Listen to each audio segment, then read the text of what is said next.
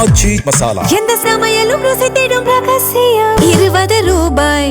மேகதாது விவகாரம் தொடர்பா மத்திய அரசு விமர்சனம் செஞ்சிருக்காரு திரு அண்ணாமலை அவர்கள்.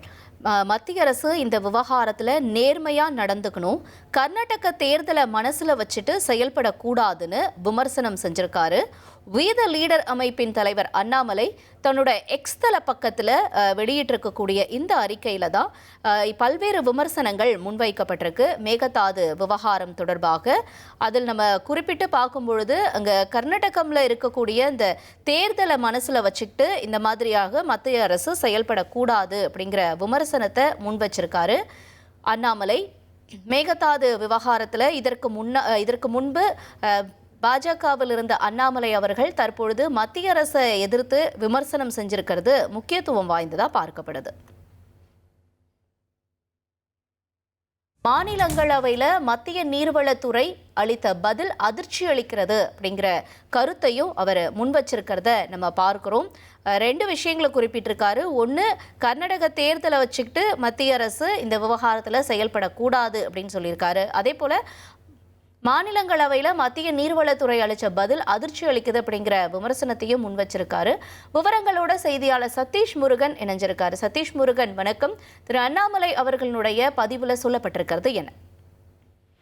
வணக்கம். வி த லீடர்ஸ் அமைப்பினுடைய முன்னாள் ஐபிஎஸ் அதிகாரி அண்ணாமலை தனது எக்ஸ் வலைதள பக்கத்துல மேகதாது விவகாரம் தொடர்பாக ஒரு காட்டமான விமர்சனத்தை மத்திய அரசு மீது வைத்து ஒரு அறிக்கை வெளியிட்டிருக்கிறார். அதில் குறிப்பிடப்பட்டுள்ளது என்னவென்றால், மேகதாது அதாவது காவிரியின் குறுக்கே அணை கட்டுவதற்கு கர்நாடக அரசு பல்வேறு முயற்சிகள் எடுத்து வரக்கூடிய சூழலில் தமிழக அரசும் அதை எதிர்ப்பதற்கான பல்வேறு நடவடிக்கைகள்ல ஈடுபட்டு வருகிறது. இன்னும் சில நாட்கள்ல முதலமைச்சர் கூட கர்நாடகா செல்ல இருக்கிறார் என்கிற தகவல்கள் எல்லாம் வெளியாகி இருக்கக்கூடிய சூழல்ல நேற்றைய தினம் மாநிலங்களவையில அளிக்கப்பட்ட பதில், இந்த விவகாரம் தொடர்பாக கேட்கப்பட்ட கேள்விக்கு அளிக்கப்பட்ட பதில் என்பது மிகுந்த அதிர்ச்சி அளிப்பதாக அந்த அறிக்கையில குறிப்பிட்டிருக்கார். குறிப்பாக சொல்ல வேண்டும் என்றால், கடந்த 16/2/2018 மாண்புமிகு உச்சநீதிமன்றம் வழங்கிய காவிரி நதிநீர் பங்கீடு தொடர்பான தீர்ப்பில் கர்நாடக அரசு காவிரியின் குறுக்கே எந்த ஒரு கட்டமைப்பையும் புதிதாக ஏற்படுத்த காவிரி நதிநீர் பாயும் மாநிலங்களான தமிழ்நாடு, கேரளா மற்றும் புதுச்சேரியின் ஒப்புதலை பெற வேண்டும் என்று எங்கும் குறிப்பிடவில்லை என நேற்று தினம் நடைபெற்ற இந்த மாநிலங்களவையில காவிரி நதி தொடர்பான மத்திய நீர்வளத்துறை அமைச்சகம் அளித்துள்ள பதில் என்பது மிகுந்த அதிர்ச்சி அளித்திருக்கிறது.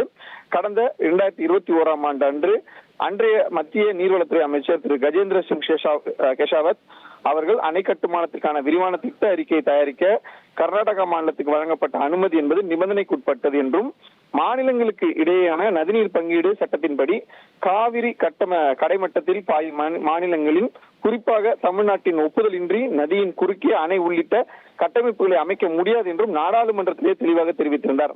இந்த நிலையில 2018 ஆண்டு தீர்ப்பு வருகிறது. 2021 மத்திய நீர்வளத்துறை அமைச்சர் தெளிவாக குறிப்பிட்ட நிலையில தமிழ்நாட்டு விவசாயிகளின் உரிமைகளையும் நலன்களையும் புறக்கணித்து மத்திய அரசு தனது முந்தைய நிலைப்பாட்டிலிருந்து திடீரென பின்வாங்கியிருப்பது கர்நாடகா தேர்தல் அரசியலுக்காகவா என்ற சந்தேகம் எழும்புவதாக அண்ணாமலை குறிப்பிட்டிருக்கிறார்.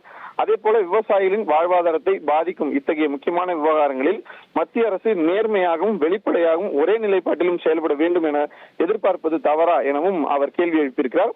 தமிழ்நாடு மற்றும் கர்நாடகா ஆகிய இரு சகோதர மாநிலங்களுக்கு இடையேயான நல்லுறவை பாதிக்கும் வகையில் எந்த ஒரு நடவடிக்கையும் எடுக்காமல் காவிரி விவகாரத்தில் சட்டத்திற்கும் நீதிக்கும் உட்பட்டு செயல்படுமாறு மத்திய அரசு வலியுறுத்துகிறேன் எனவும் அண்ணாமலை தனது எக்ஸ் வலைப்பக்கத்தில் தெரிவித்திருக்கிறார். தொடர்ச்சியாக இந்த வி த லீடர்ஸ் அமைப்பின் தொடங்கியதற்கு பிறகாக மத்திய அரசை தொடர்ந்து கேள்வி எழுப்பி வரும் அண்ணாமலை இந்த முறை இந்த கர்நாடகா அணை விவகாரத்துல காவிரி குறுக்கே அணை விவகாரத்துல கடுமையான ஒரு விமர்சனங்களை மத்திய அரசு மீது நேரடியாக வைத்திருப்பது குறிப்பிடத்தக்கதாக பார்க்கப்படுகிறது. ஆச்சி மசாலா. எந்த சமையலும் ருசி தேடும் ரகசியம். 20 ரூபாய்.